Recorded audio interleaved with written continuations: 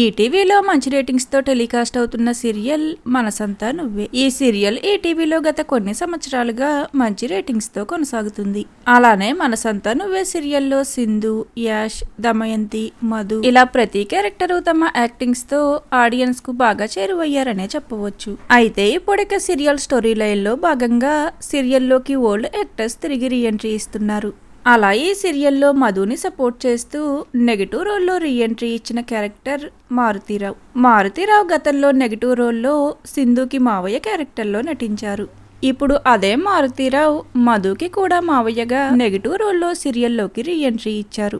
అలానే సింధుకి అక్కైన శ్రీజ కూతురు ఆరాధ్య కూడా పెరిగి పెద్దదయ్యి సీరియల్లోకి రీఎంట్రీ ఇచ్చింది. దానితో ఇప్పుడిక త్వరలోనే రిషి శశి కూడా పెరిగి పెద్దయ్యి న్యూ జనరేషన్ ఎంట్రీ ఇచ్చే ఛాన్సెస్ కనిపిస్తున్నాయి. మరి మనసంతా నువ్వే సీరియల్లో రిషి శశి క్యారెక్టర్స్ లో న్యూ జనరేషన్ ఎంట్రీ ఇస్తే బాగుంటుందా, లేదా సింధు యాష్లే మెయిన్ లీడ్ గా సీరియల్ ను ఎండ్ చేస్తే బాగుంటుందా? మీ ఒపీనియన్ ఏమిటనేది కామెంట్ సెక్షన్ లో కామెంట్ చేయండి. Thank you for watching.